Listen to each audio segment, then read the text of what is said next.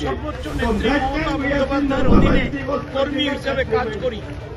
আমাদের নেতা অভিষেক বন্দ্যোপাধ্যায়, আমাদের বিভূতিভূষণ, এইটাই জগতের ইতিহাস। তার উপর আক্রমণ হলে বাংলার মানুষ বাঙালি সহ্য করবে না। তৃণমূলের সঙ্গে হিন্দু, মুসলমান, জৈন, খ্রিস্টান, শিখ, ইসাই সবাই বাংলা, বাঙালি আর বাংলা ভাষার উপর কোন আক্রমণ বরদাস্ত করবো না, করবো না, করবো না। এই নেতাকে জিজ্ঞেস করো, রামকৃষ্ণের চাইতে বড় হিন্দু কেউ আছেন?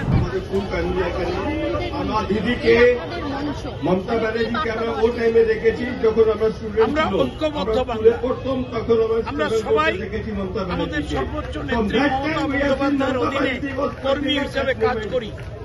আমাদের নেতা অভিষেক বন্দ্যোপাধ্যায় বাংলা, বাঙালি আর বাংলা ভাষার উপর কোন আক্রমণ বরদাস্ত করবো না, করবো না, করবো না। আমরা বাংলায় কথা বলি, আমরা বাঙালি, আমরা বাংলায় পথ চলি, আমরা বাংলাকে নিয়ে গর্ব করি।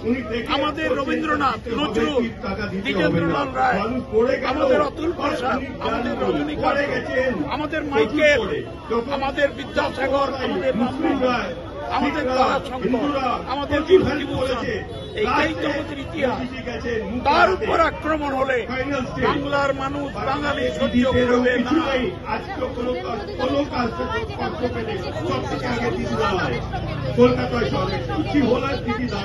ওই নেতাকে জিজ্ঞেস করো, রামকৃষ্ণের চাইতে বড় হিন্দু কেউ আছেন? বিবেকানন্দের চাইতে বড় হিন্দু কেউ আছেন? হিন্দুত্ব কারো সম্পদ নয়, হিন্দুত্ব ভারতের গর্ব। যে হিন্দুত্ব বিবেকানন্দ বলেছেন সবাইকে আশ্রয় দেয়, সবাইকে ভালোবাসে, সবাইকে শ্রদ্ধা করে, হিন্দুত্ব কখনো ঘৃণার বাতাবরণ তৈরি করে না।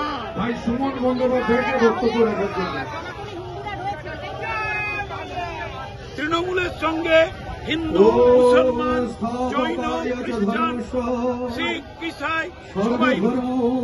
আরো ভালো ভালো খবর দেখতে সাবস্ক্রাইব করুন বাংলা হান্টের ইউটিউব চ্যানেল। বাংলা হান্টের আরো খবর দেখতে নজর রাখুন। বাংলা খবর মানেই বাংলা হান্ট।